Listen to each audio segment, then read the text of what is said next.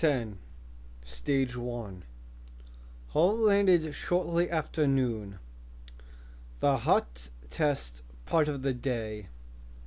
The sun beat down from a pale, cloudless sky, and the airfield asphalt was soft under his feet as he walked from the airplane to the small Quonset hut at the edge of the runway. Feeling his feet sink into the surface, Hall thought that the airfield must have been designed primarily for night use.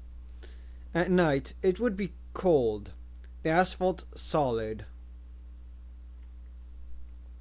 The Quonset hut was cooled by two massive grumbling air conditioners. It was furnished sparsely. A card table in one corner, at which two pilots sat, playing poker and drinking coffee. A guard in the corner was making a telephone call. He had a machine gun slung over his shoulder. He did not look up as Hull entered. There was a coffee machine near the telephone. Hull went over with his pilot and they each poured a cup. Hull took a sip and said, "Where's the town anyway? I didn't see it as we were coming in." "Don't know, sir." "Have you been here before?" "No, sir. It's not on the standard runs." "Well, what exactly does this airfield serve?" At the moment, Leavitt strode in and beckoned to Hull. The bacteriologist led him through the back of the Quonset and then out into the heat again, to a light blue Falcon sedan parked in the rear. There was no identifying marks of any kind on the car. There was no driver. Leavitt slipped behind the wheel and motioned for Hull to get in. As Leavitt put the car in gear, Hull said, "I guess we don't rate anymore." "Oh yes, we rate. But drivers aren't used out here. In fact, we don't use any more personnel than we have to. The number of wagging tongues is kept to a minimum." They set off across desolate, hilly countryside. In the distance were blue mountains, shimmering in the liquid heat of the desert. The road was pockmarked and dusty. It looked as if it hadn't been used for years. Hull mentioned this. "Deceptive," Leavitt said. "We took great pains about it. We spent nearly $5,000 on this road." "Why?" Leavitt shrugged. "Had to get rid of the tractor turnmarks. A hell of a lot of heavy equipment has moved over these roads at one time or another. Wouldn't want anyone to wonder why." "Speaking of caution," Hull said, after a pause, "I was reading in the file something about an atomic self-destructive device." "What about it?" "It exists." "It exists." Installation of the device had been a major stumbling block in the early plans for Wildfire. Stone and the others had insisted that they retain control over the detonate or no detonate decisions. The AAC and the executive branch had been reluctant. No atomic device had been put in private hands before. Stone argued that in the event of a leak in the Wildfire lab, there might not be time to consult with Washington and get a presidential detonate order. It was a long time before the president agreed that this might be true. "I was reading," Hull said, "that this device is somehow connected with the odd man hypothesis." "It is." "How?" The page on Old Man was taken from my file. I know, Leo said. We'll talk about it later. The Falcon turned off the potted road onto a dirt track. The sedan raised a heavy cloud of dust, and despite the heat, they were forced to roll up the windows. Hall lit a cigarette. That'll be your last, Leavitt said. I know. Let me enjoy it. On their right, they passed a sign that said, Government property, keep off. But there was no fence, no guard, no dogs. Just a battered, weather-beaten sign. Great security measures, Hall said. We try not to arouse suspicion. The security is better than it looks. They proceeded another mile, bouncing along the dirt rut, and then came over a hill. Suddenly, Hall saw a large fenced circle, perhaps 100 yards in diameter. The fence, he noticed, was 10 feet high and sturdy. At intervals, it was laced with barbed wire. Inside was a utilitarian wooden building and a field of corn. Corn, Hall said. Rather clever, I think. They came to the entrance gate. A man in dungarees and a t-shirt came out and opened it for them. He held a sandwich in one hand and was chewing vigorously as he unlocked the gate. He winked and smiled, and waved them through, still chewing. The sign by the gate said, Government Property, U.S. Department of Agricultural Desert Reclamation Test Station. Leavitt drove through the gates and parked by the wooden building. He left the keys on the dashboard and got out. Hall followed him. Now what? Inside, Leavitt said. They entered the building, coming directly into a small room. A man in a Stetson hat, checked sport shirt, and string tie sat at a rickety desk. He was reading a newspaper and, like the man at the gate, eating his lunch. He looked up and smiled pleasantly. Howdy, he said. Hello, Leavitt said. Help you folks? Just passing through, Leavitt said. On the way to Rome. The man nodded. Have you got the time? My watch stopped yesterday, Leavitt said. Done shame, the man said. It's because of the heat. The ritual completed, the man nodded again. And they walked past him, out of the anteroom, and down a corridor. The doors had hand-printed labels, seedling incubation, moisture control, soil analysis. A half-dozen people were at work in the building, all of them dressed casually, but all of them apparently busy. This is a real agricultural station, Leavitt said. If necessary, that man at the desk could give you a guided tour, explaining the purpose of the station and the experiments that are going on. Mostly they are attempting to develop a strain of corn that can grow in low moisture, high alkalinity soil. And the wildfire installation? Here, Leavitt said. He opened a door marked storage, and they found themselves staring at a narrow cubicle lined with rakes and hoes and watering hoses. Step in, Leavitt said. Hall did. Leavitt followed and closed the door behind him. Hall felt the floor sink and they began to descend, rakes and hoses and all. In a moment, he found himself in a modern bare room, lighted by banks of cold overhead fluorescent lights. The walls were painted red.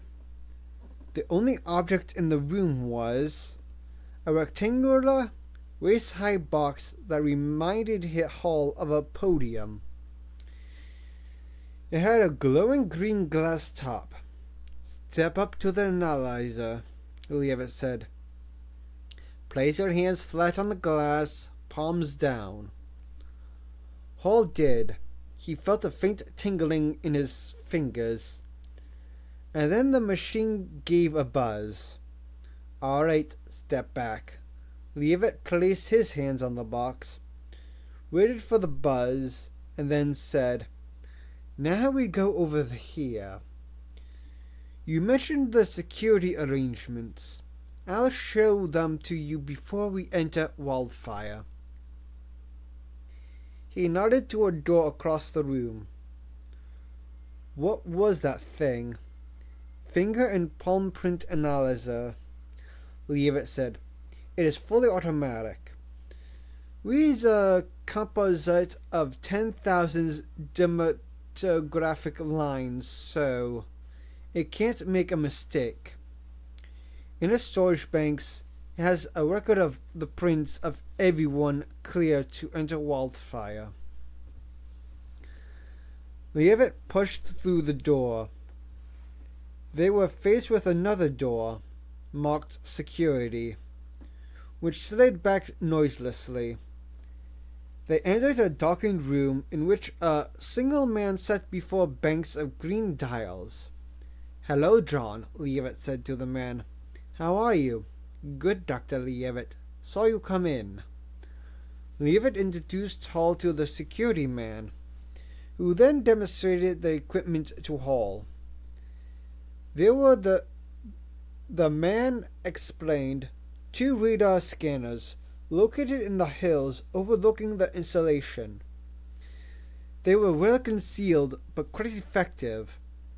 Then closer in, impedance sensors were buried in the ground. They signaled the approach of any animal life weighing more than 100 pounds. The sensors ringed the base. "We've never missed anything yet," the man said. "And if we do," he shrugged, to Leavitt. "Going to show him the dogs?" "Yes," Leavitt said. They walked through into an adjoining room. There were 9 large cages there, and the room smelled strongly of animals. Hall found himself looking at 9 of the largest German shepherds he had ever seen. They barked at him as he entered, but there was no sound in the room.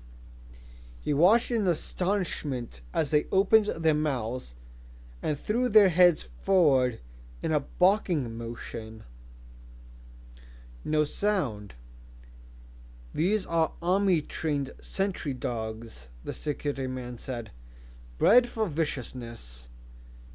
You wear leather clothes and heavy gloves when you walk them. They've undergone larynectomies, which is why you can't hear them. Silent and vicious."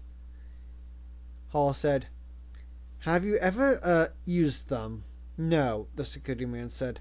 "Fortunately not." They were in a small room with lockers. Hall found one with his name on it. "We change in here," Leavitt said. He nodded to a stack of pink uniforms in one corner. "Put those on, after you have removed everything you are wearing."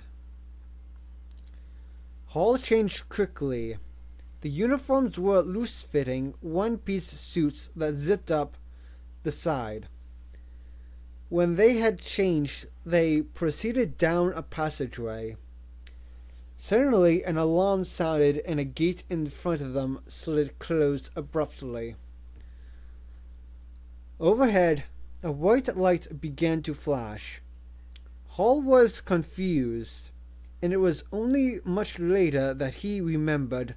Leavitt looked away from the flashing light. Something's wrong, Leavitt said. Did you remove everything? Yes, Hall said. Rings, watch, everything. He looked at his hands. He still had his watch on. Go back, Leavitt said. Put it in your locker. Hall did. When he came back, they started down the corridor a second time. The gate remained open, and there was no alarm. Automatic as well, Hall said. Yes, Leavitt said. It picks up any foreign objects. When we installed it, we were worried because we knew it would pick up glass, eyes, cardiac pacemakers, false teeth, anything at all. But fortunately, nobody on the project has these things. Fillings? It is programmed to ignore fillings. How does it work? Some kind of capacitance phenomenon. I don't really understand it, Leavitt said. They passed a sign that said, You are now entering Level 1. Proceed directly to immunization control. Hall noticed that all the walls were red. He mentioned this to Leavitt. Yes, Leavitt said. All levels are painted a different color. Level 1 is red, 2 yellow, 3 white, 4 green, and 5 blue. Any particular reasons for the choice? It seems, Leavitt said, that the Navy sponsored some studies a few years back on the psychological effects of colored environments. Those studies have been applied here. They came to immunization. A door slid back, revealing 3 glass booths. Leavitt said, Just sit down in one of them. I suppose this is automatic too. Of course. Hall entered the booth and closed the door behind him. There was a couch and a mass of complex equipment. In front of the couch was a television screen, which showed several lighted points. Sit down, said a flat, mechanical voice. Sit down, sit down. He sat on the couch. Observe the screen before you. Place your body on the couch so that all points are obliterated. He looked at the screen. He now saw that the points were arranged in the shape of a man. He shifted his body, and one by one the spots disappeared. Very good, said the voice. We may now proceed. State your name for the record. Last name first, first name last. Mark Hall, he said. State your name for the record. Last name first, first name last. Simultaneously, on the screen appeared the words. Subject has given uncardable response. Hall, Mark. Thank you for your cooperation, said the voice. Please recite Mary Had a Little Lamb. You're kidding, Hall said. There was a pause, and the faint sound of relays and circuits clicking. The screen again showed, Subject has given uncardable response. Please recite. Feeling rather foolish, Hall said, Mary had a little lamb. Its fleece was white as snow, and everywhere that Mary went, the lamb was sure to go. Another pause. Then the voice, Thank you for your cooperation. And the screen said, Analyzer confirms identity. Hall Mark. Please listen closely, said the mechanical voice. You will answer the following questions with a yes or no reply. Make no other response.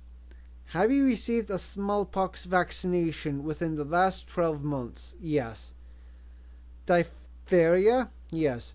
Typhoid and paratyphoid A and B? Yes. Tetanus toxoid? Yes. Yellow fever? Yes, yes, yes. I had them all. Just answer the questions, please. Uncooperative subjects waste valuable computer time.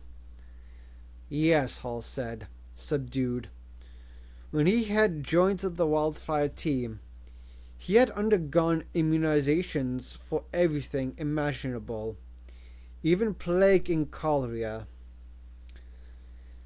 which had to be renewed every 6 months, and gamma globulin shots for viral infections. Have you ever contracted tuberculosis or other mycobacterial disease, or had a positive skin test for tuberculosis? No. Have you ever contracted syphilis or other spirochetal disease, or had a positive serological test for syphilis? No. Have you contracted within the past year any gram-positive bacterial infections such as streptococcus, staphylococcus, or pneumococcus? No. Any gram-negative infections such as gonorrhea, meningiococcus, proteus, Pseudomonas, Salmonella, or Shigella? No.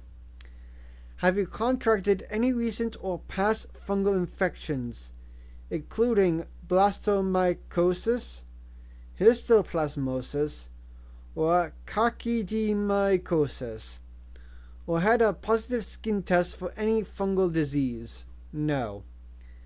Have you had any recent viral infections, including poliomyelitis, hepatitis, mononucleosis, mumps, measles, varicella, or herpes? No. Any warts? No. Have you any known allergies? Yes. To ragweed pollen. On the screen appeared the words Rogan pollen. And then after a moment, uncaudible response. Please repeat your response slowly for our memory cells. Very distinctly he said ragweed pollen on the screen. Ragweed pollen coded. Are you allergic to albumin? Continued the voice. No. This ends the formal questions. Please undress and return to the couch, obliterating the points as before. He did so. A moment later, an ultraviolet lamp swung out on a long arm and moved close to his body. Next to the lamp was some kind of scanning eye.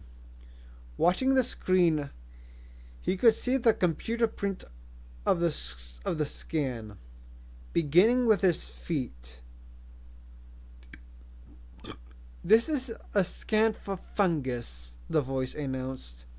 After several minutes, Hull was ordered to lie on his stomach, and the process was repeated. He was then told to lie on his back once more and align himself with the dots. Physical parameters will now be measured, the voice said. You are requested to lie quietly while the examination is conducted. A variety of leads snaked out at him, and were attached by mechanical hands to his body. Some he could understand. The half-dozen leads over his chest for an electrocardiogram, and 21 on his head for an electroencephalogram. But others were fixed on his stomach, his arms, and his legs. Please raise your left hand, said the voice. Hall did.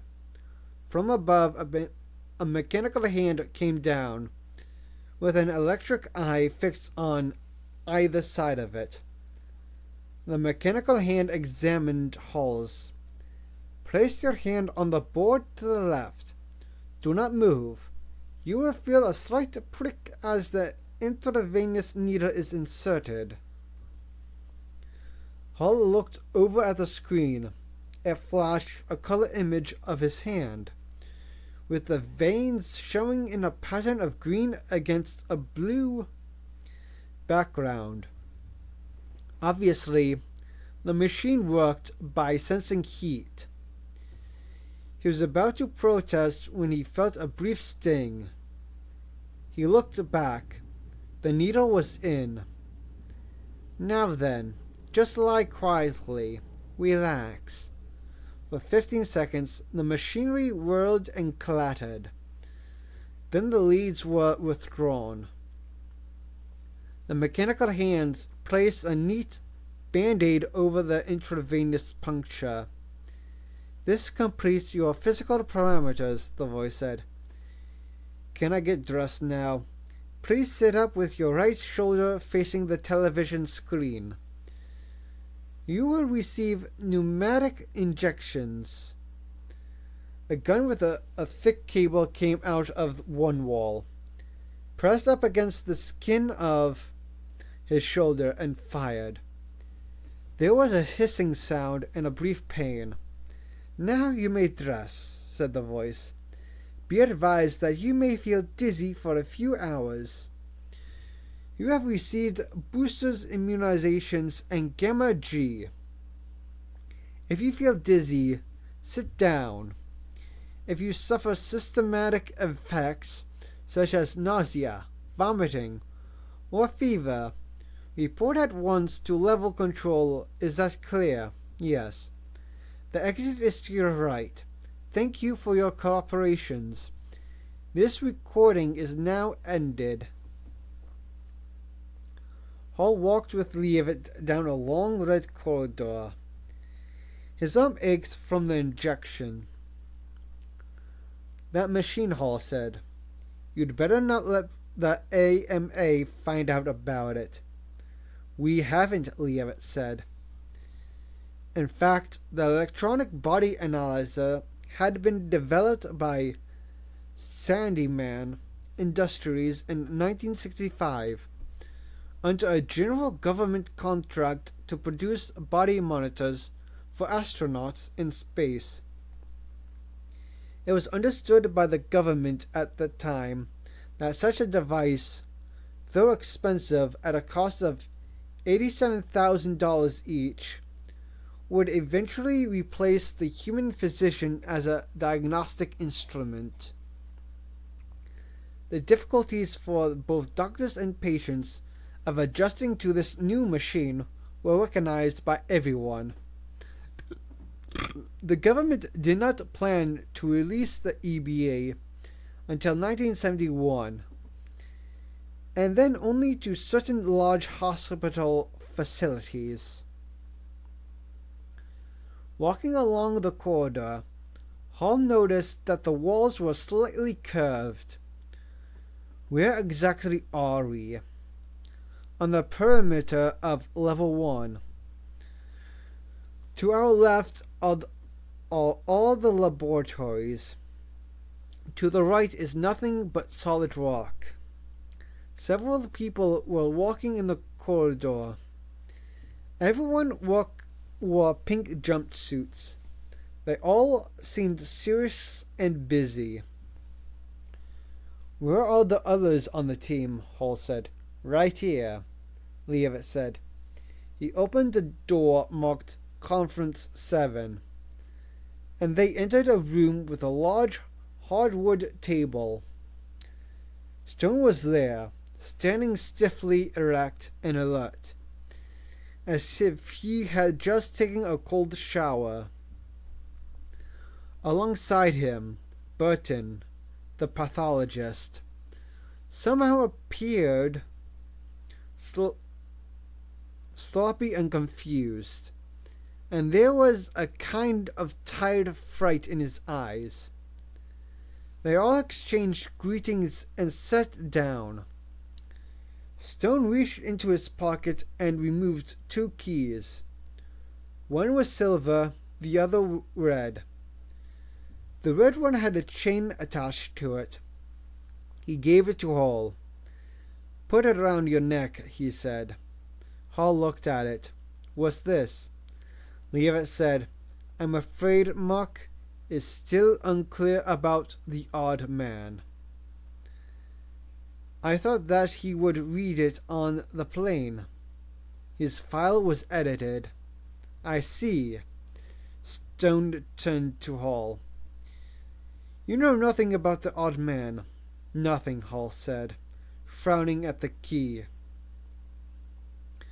"Nobody told you that a major factor in your selection to the team was your single status. What does that have to do?" "The fact of the matter is," Stone said, "that you are the odd man. You are the key to all this. Quite literally." He took his own key and walked to a corner of the room. He pushed a hidden button, and the wood paneling slid away to reveal a burnished metal console. He inserted his key into a lock and twisted it. A green light on the console flashed on. He stepped back. The paneling slid into place. "At the lowest level of this laboratory is an automatic atomic self-destruct device," Stone said. "It is controlled from within the laboratory. I have just inserted my key and, on the mechanisms, the device is ready for detonation. The key on this level cannot be removed. It is now locked in place. Your key, on the other hand, can be inserted and removed again. There is a 3-minute delay between the time detonation locks in and the time the bomb goes off. That period is to provide you time to think, and perhaps call it all off." Hall was still frowning. "But why me?" "Because you are single. We had to have one unmarried man." Stone opened a briefcase and withdrew a file. He gave it to Hall. "Read that." It was a wildfire file. "Page 255, Stone said. Hall turned to it. "Project Wildfire. Alterations. 1. Millipore filters. Insertions into ventilatory systems. Initial spec filters unilayout sterilene with maximal efficiencies of 97.4% trapping. Replaced in 1966 when Upjohn developed filters capable of trapping organisms of size up to 1 micron. Trapping at 90% efficiencies per leaf, causing triple-layered membranes to give results of 99.9% infective ratio of 0.1%, remainder too low to be harmful. Cost factors of 4 or 5 layered membranes, removing all but 0.001%, considered prohibitive for added gain. Tolerance parameters of 1/1000 considered sufficient. Installations completed 8/12/66. 2. Atomic self-destructive device. Change in detonator close gap timers. See AEC DEF file 77120918. atomic self-destruct device. Revisions of core maintenance schedules for K technicians. See AEC Warbug file 77-14-0004. 4. Atomic self-destruct device. Final command decisions change. See AEC DEF file 77-14-0023. Summary appended. Summary of odd man hypothesis. First tested as null hypothesis by Wildfire Advisory Committee. Grew out of tests conducted by USAF NORAD. The determined reliability of commandos in making life-death decisions. Tests involved decisions in 10 scenario contexts with pre-structured alternatives drawn up by Walter Reed Psychiatric Divisions. After N-order tests analysis by Biostatistics Unit, NIH Bethesda. Tests given to SAC pilots and ground crews, NORAD workers, and others involved in decisions making, or positive actions capacity.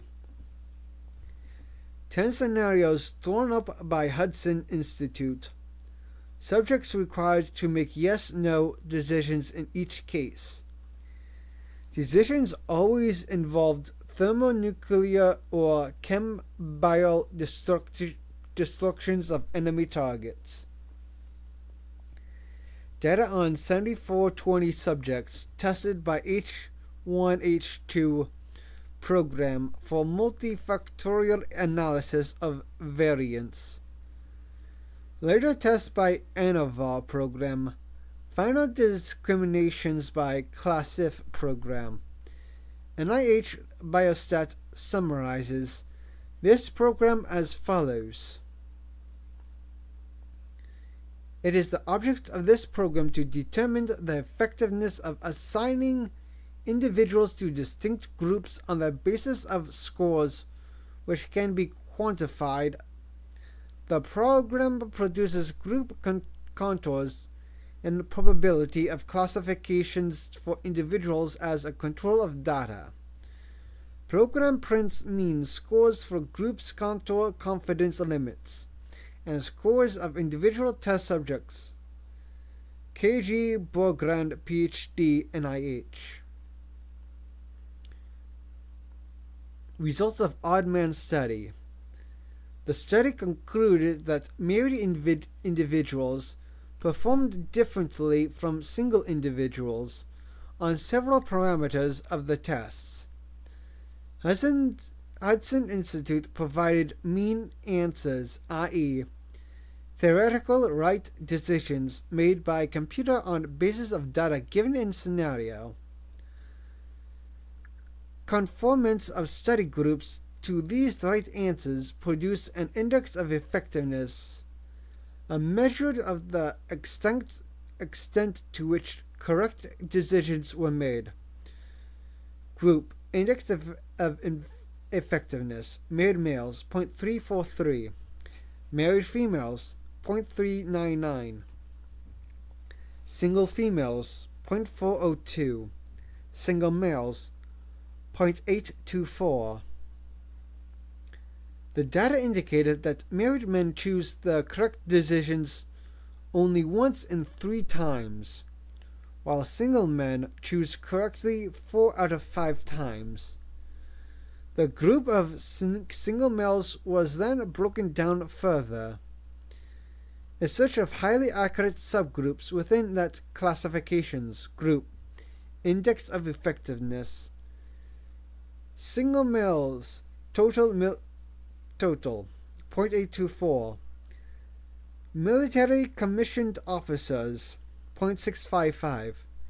Non-commissioned officers 0.624. Technical engineers 0.877. Ground .901. Service, maintenance and utility, 0.758. Professional scientists, 0.946. These results concerning the relative skill of decision-making individuals should not be interpreted hastily. Although it would appear that janitors are better decision-makers than generals, the situation is in reality more complex. Printed scores are summations of tests and individual variations. Data must be interpreted with this in mind. Failure to do so may lead to total erroneous and dangerous assumptions. Applications of study to wildfire command personnel conducted at request of AEC at time of implementation of self-destruct nuclear capacity. Tests given to all wildfire personnel. Results filed under Classif Wildfire General Personnel, CREF 77140023. Special testing for command group. Name. Index of effectiveness. Burton 0.543. Reynolds 0.601. Cook 0.614. Stone 0.687. Hall 0.899. Results of special testing confirm the odd-man hypothesis that an unmarried male should carry out command decisions involving thermonuclear or chemical-destructive contexts. When Hall had finished reading, he said, "It's crazy." Nonetheless, Stone said, "It was the only way we could get the government to put control of the weapon in our hands." "You really expect me to put in my key and fire that thing?" "I'm afraid you don't understand," Stone said. "The detonation mechanisms is automatic. Should breakthrough of the organisms occur, with contaminations of all level 5 detonations will take place within 3 minutes, unless you lock in your key and call it off." "Oh," Hall said in a quiet voice. 11. Decontamination. A bell rang somewhere on the level. Stone glanced up at the wall clock. It was late. He began the formal briefing, talking rapidly, pacing up and down the room, hands moving constantly.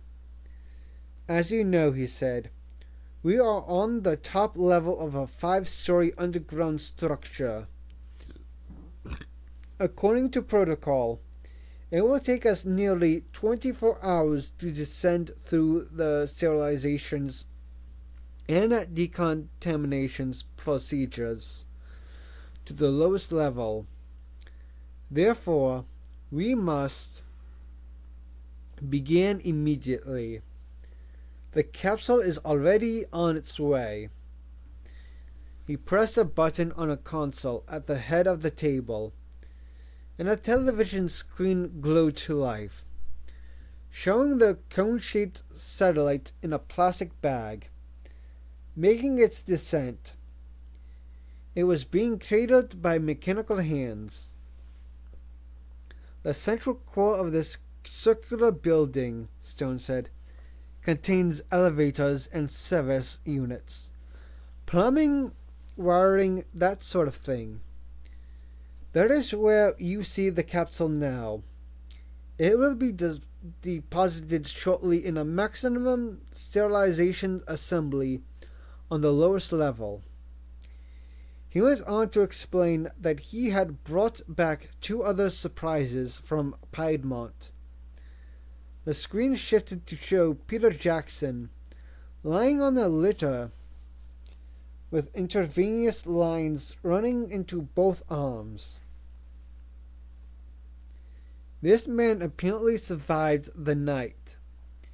He was the one walking around when the planes flew over, and he was still alive this morning.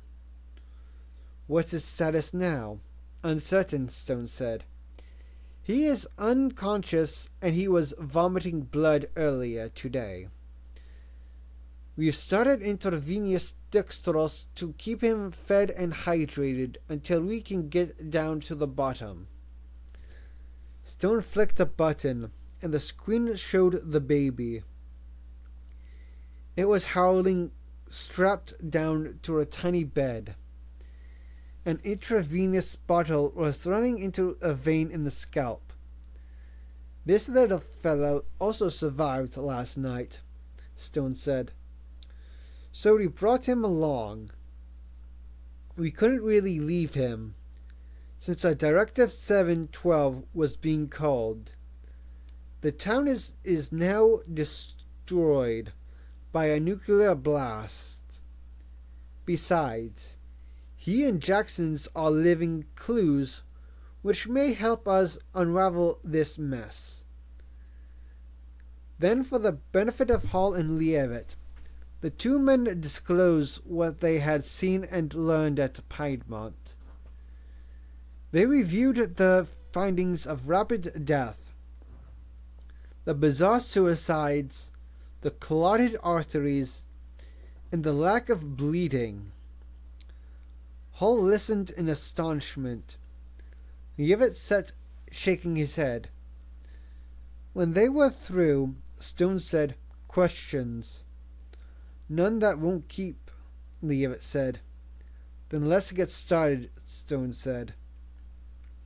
They began at a door, which said in plain white letters, to level 2.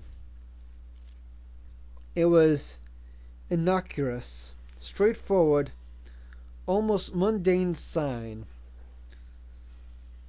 Hall had expected something more, perhaps a stern guard with a machine gun, or a sentry to check passes. But there was nothing, and he noticed that no one had badges or clearance cards of any kind. He mentioned this to Stone. "Yes," Stone said. "We decided against badges early on. They are easily contaminated and difficult to sterilize. Usually they are plastic and high-heat sterilization melts them." The four men passed through the door, which clanged shut heavily and sealed with a hissing sound. It was airtight. Hall faced a tiled room, empty except for a hamper marked "Clothing." He unzipped his jumpsuit and dropped it into the hamper. There was a brief flash of light as it was incinerated. Then, looking back, he saw that on the door through which he had come was a sign. "Return to level 1 is not possible through this access." He shrugged. The other men were already moving through the second door, marked simply "Exit." He followed them and stepped into clouds of steam.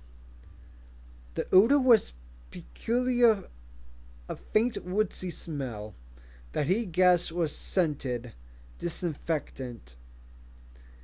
He sat down on a bench and relaxed, allowing the steam to envelop him. It was easy enough to understand the purpose of the steam room. The heat opened the pores and the steam would be inhaled into the lungs. The four men waited, saying little, until their bodies were coated with a sheen of moisture, and then walked into the next room. Leavitt said to Hall, "What do you think of this?" "It's like a goddamn Roman bath," Hall said. The next room contained a shallow tub. Immersed feet only. In a shower. Do not swallow shower solution. Avoid undue exposure to eyes and mucous membranes. It was all very intimidating. He tried to guess what the solutions were by smell, but failed. The shower was slippery, though, which meant it was alkaline. He asked Lievit about this, and Lievit said the solution was alpha chlorophene at pH 7.7. Lievit said that, whenever possible, acidic and alkaline solutions were alternated. When you think about it, Lievit said, we face up to quite a planning problem here. How to disinfect the human body, one of the dirtiest things in the known universe, without killing the person at the same time. Interesting. He wandered off, dripping wet from the shower. Hall looked around for a towel, but found none. He entered the next room, and blowers turned on from the ceiling in a rush of hot air. From the sides of the room, UV lights clicked on, bathing the room in an intense purple light. He stood there until a buzzer sounded, and the dryers turned off. His skin tingled slightly as he entered the last room, which contained clothing. They were not jumpsuits, but rather like surgical uniforms. Light yellow, a loose-fitting top with a V-neck and short sleeves, elastic banded pants, low rubber-soled shoes, quite comfortable, like ballet slippers. The cloth was soft, some kind of synthetic. He dressed and stepped with the others through a door marked Exit to Level 2. He entered the elevator and waited as it descended. Hall emerged to find himself in a corridor. The walls here were painted yellow, not red, as they had been on Level 1. The people wore yellow uniforms. A nurse by the elevator said, "The time is 2:47 p.m., gentlemen. You may continue your descent in 1 hour." They went to a small room marked Interim Confinement. It contained a half-dozen couches with plastic disposable covers over them. Stone said, "Better relax. Sleep if you can. We'll need all the rest we can get before level 5. He walked over to Hall. "How did you find the decontamination procedure?" "Interesting," Hall said. "You could sell it to the Swedes and make a fortune. But somehow I expected something more rigorous." "Just right," Stone said. "This gets tougher as you go. Physicals on level 3 and 4. Afterwards, there will be a brief conference." Then Stone lay down on one of the couches and fell instantly asleep. It was a trick he had learned years before, when he had been conducting experiments around the clock. He learned to squeeze in an hour here, 2 hours there. He found it useful. The second decontamination procedure was similar to the first. Hall's yellow clothing, though he had worn it just an hour, was incinerated. "Isn't that rather wasteful?" he asked Burton. Burton shrugged. "It's paper." "Paper? That's cloth." Burton shook his head. "Not cloth. Paper. New process." They stepped into the first total immersion pool.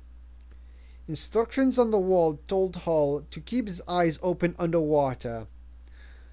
Total immersions, he soon discovered, was guaranteed by the simple device of making the connection between the first room and the second, an underwater passage. Swimming through, he felt a slight burning of his eyes, but nothing bad. The second room contained a row of 6 boxes, glass walls looking rather like telephone booths. Hull approached one and saw a sign that said, "Enter and close both eyes. Hold arms slightly away from body, and stand with feet 1 foot apart. Do not open eyes until buzzer sounds. Blindness may result from exposure to long-wave radiation." He followed the directions and felt a kind of cold heat on his body. It lasted perhaps 5 minutes, and then he heard the buzzer and opened his eyes. His body was dry. He followed the others to a corridor, consisting of 4 showers. Walking down the corridor, he passed beneath each shower in turn. At the end, he found blowers, which dried him, and then clothing. This time, the clothing was right. They dressed and took the elevator down to level 3. There were 4 nurses waiting for them.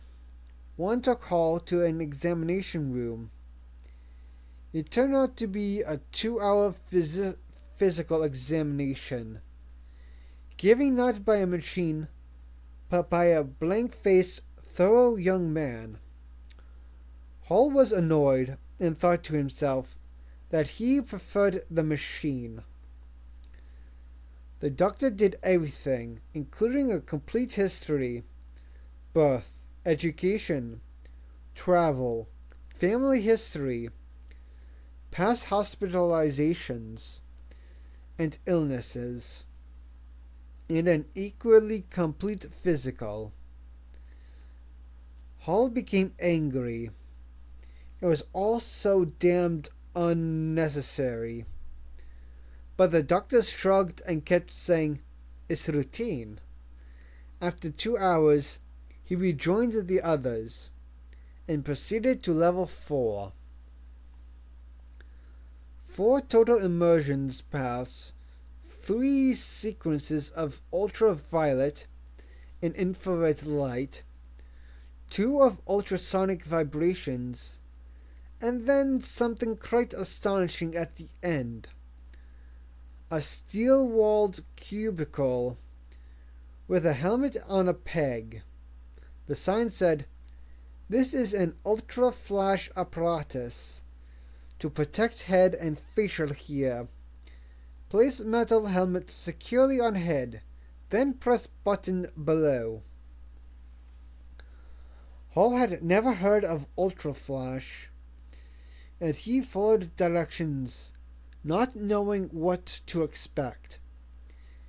He placed the helmet over his head, then pressed the button.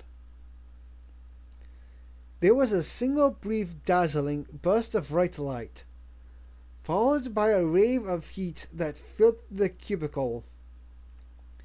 He felt a moment of pain, so swift he hardly recognized it until it was over. Cautiously, he removed the helmet and looked at his body. His skin was covered with a fine white ash. And then he realized that the ash was his skin, or had been. The machine had burned away the outer epithelial layers. He proceeded to a shower and washed the ash off. When he finally reached the dressing room, he found green uniforms, another physical. This time they wanted samples of everything: sputum, oral epithelium, blood, urine, stool. He submitted passively to the tests, examinations, questions. He was tired and was beginning to feel disoriented. The repetitions, the new experiences, the colors on the walls, the same bland artificial light. Finally, he was brought back to Stone and the others. Stone said, "We have 6 hours on this level. That's protocol. Waiting while they do the lab tests on us. So we might as well sleep. Down the corridor are rooms, marked with your names. Further down is the cafeteria. We'll meet there in 5 hours for a conference, right?" Hall found his room, marked with a plastic door tag.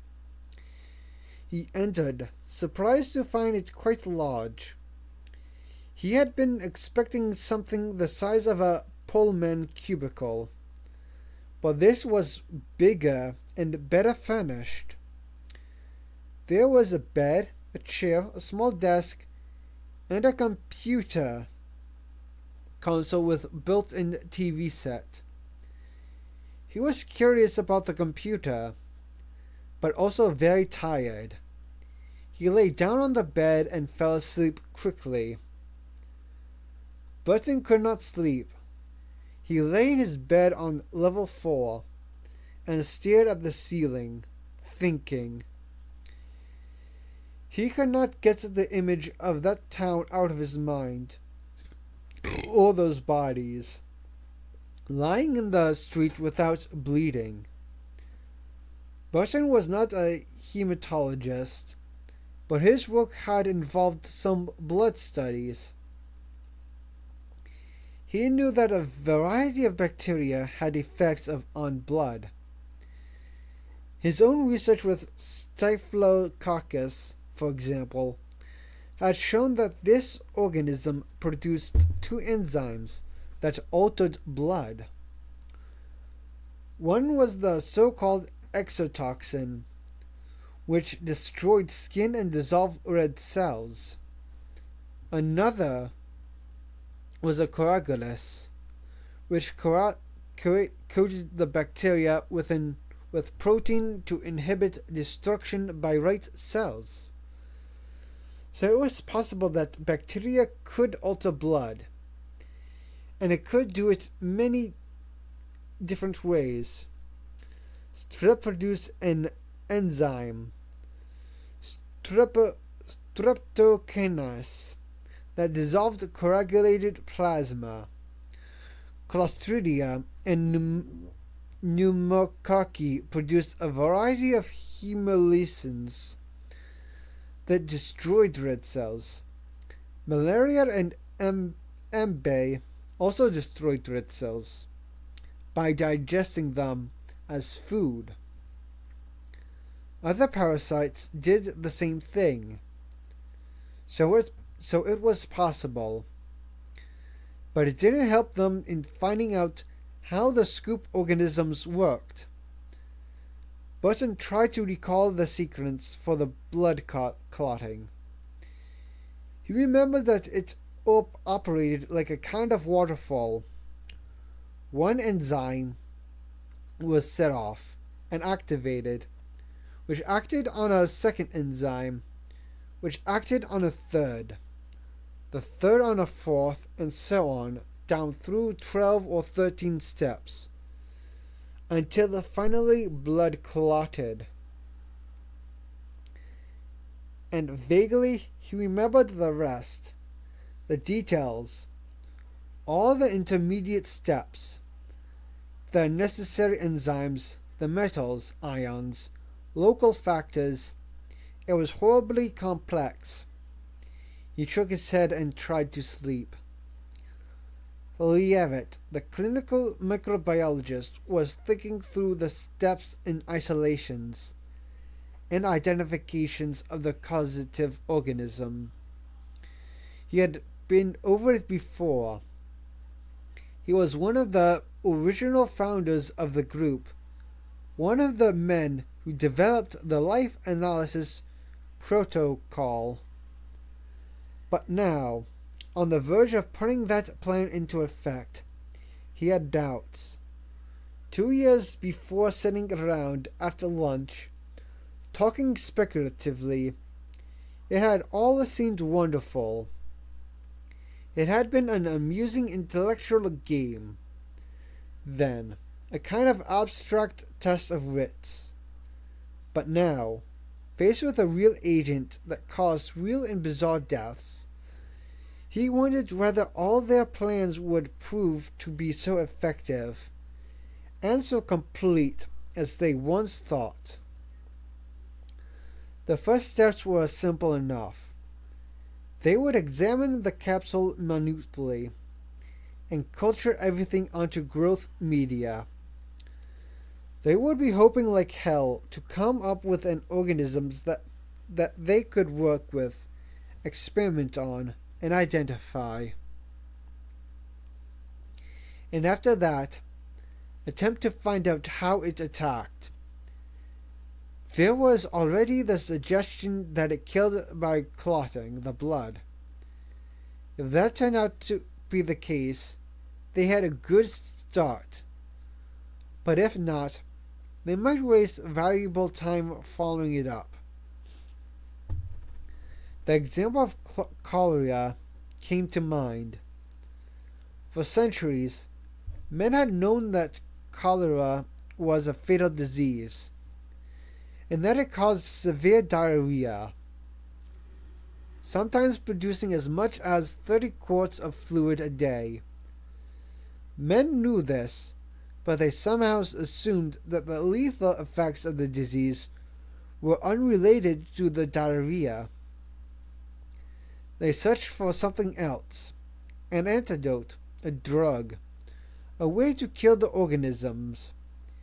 It was not until modern times that cholera was recognized as a disease that killed through dehydrations primarily. If you could replace a victim's water losses rapidly, he would survive the infections without other drugs or treatment. Cure the symptoms, cure the disease. But Lievit wondered about the scoop organisms. Could they cure the disease by treating the blood clotting? Or was the clotting secondary to some more serious disorder? There was also another concern, a nagging fear that had bothered him since the earliest planning stages of Wildfire. In those early meetings, Lievit had argued that the Wildfire team might be committing extraterrestrial murder.